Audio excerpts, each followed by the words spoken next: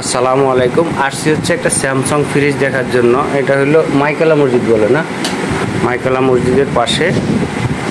তো এই ভাইটা আমার জন্য আজকে প্রায় 2 মাস অপেক্ষা করতেছে। তো এটা শুনে আমার খুবই কষ্ট লাগছে। ওনার অসুস্থ মানুষ, ওনার এই স্যামসাং ফ্রিজটা ভিতরে বরফ জমে গেছে। এটা হয়তো হিটার খারাপ, নাহলে কুলিং প্রোটেক্টর খারাপ, অথবা টাইমার খারাপ, ফ্যানও খারাপ হইতে পারে। চারটার যে কোনো একটা জিনিস খারাপ, এই কারণে ওনার ভিতরে বরফ জমে যায়। বরফ জমে যায় যে সামনে যেই মাছ মাংস রাখে এগুলো বন্ধ হয়ে যায়। এই হচ্ছে মূলত ওনার প্রবলেম। তো আশা করি ইনশাল্লাহ প্রবলেম সমাধান করে দিব।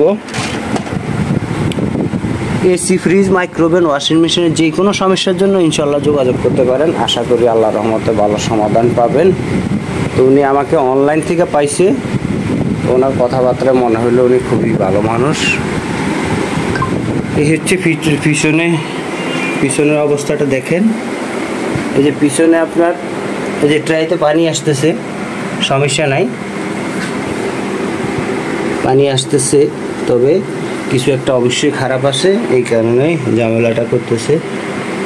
এখন আমি ইনশাল্লাহ সমস্যাটা সমাধান করে দিব।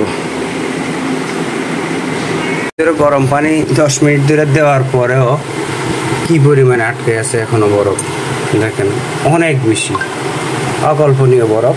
তো এখানে হিটার খারাপ হইতে পারে, কুলিং প্রোটেক্টর খারাপ হইতে পারে। দেখি আমি ইনশাল্লাহ। এই যে খুবই বাজে অবস্থা, এই যে বরফে একদম খুব খারাপ অবস্থা।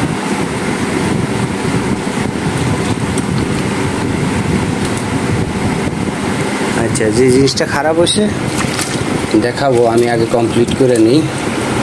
কমপ্লিট করে নিলে তারপর দেখাবো।